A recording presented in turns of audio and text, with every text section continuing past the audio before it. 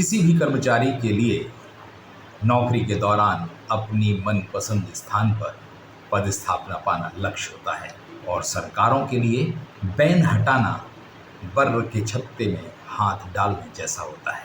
यही कारण है कि सरकारों पर तबादलों के दौरान खूब आरोप लगते हैं।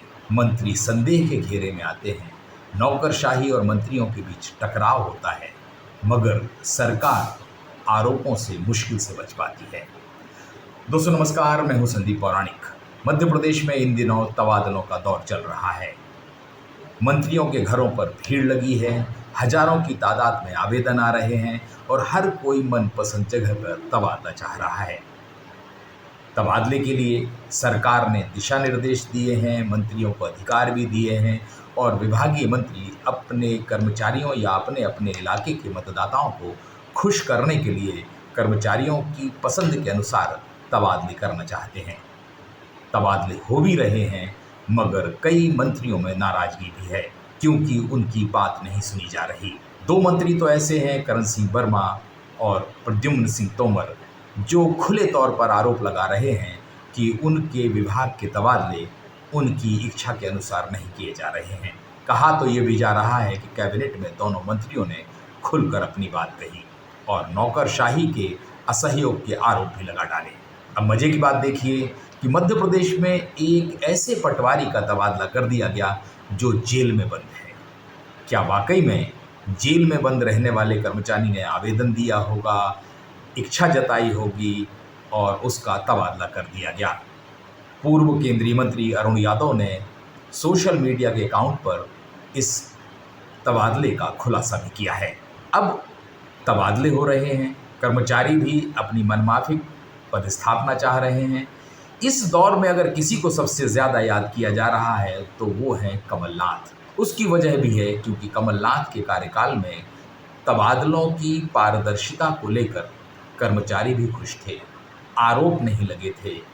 मध्य प्रदेश में 35,000 शिक्षकों के तबादले, कल्पना कीजिए कि इतने बड़ी तादाद में कर्मचारियों के तबादले हुए, लेकिन जो प्रक्रिया अपनाई गई थी वो ऑनलाइन थी और बहुसंख्यक कर्मचारी इस बात से सहमत थे कि उन्होंने जो चाहा या जो विकल्प उन्हें उपलब्ध थे उसके आधार पर उन्होंने आवेदन किया तो तबादला उनकी इच्छा के अनुसार हुआ।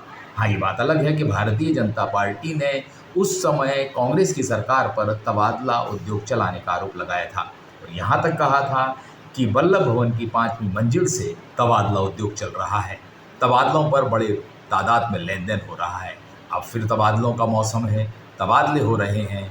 मंत्रियों के बंगलों पर सैकड़ों लोग कतार में खड़े हैं। विधानसभा क्षेत्र जो मंत्रियों के हैं वहाँ से हजारों आवेदन आ रहे हैं।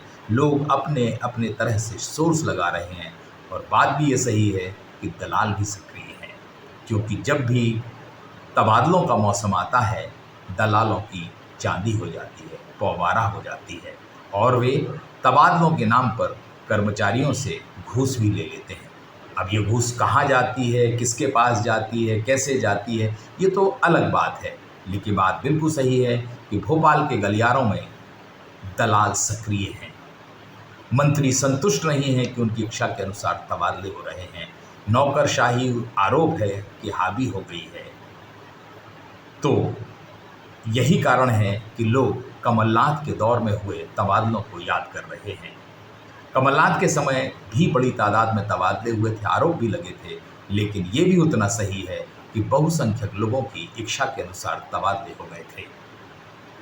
इसलिए वर्तमान के मुख्यमंत्री मोहन यादव को भी ऐसी प्रक्रिया अपनानी चाहिए जो पारदर्शी हो, बेहतर हो, कर्मचारियों को संतुष्ट करने वाली हो और सरकार पर आरोप न लगे। मंत्री और सरकार, या यूँ कहें कि मुख्यमंत्री की छवि भी आरोपों से प्रभावित न हो। क्या इन स्थितियों से ये सरकार बच पाएगी या फिर तबादलों का सिलसिला शुरू करके उसने कोई मुसीबत मोल ले ली है?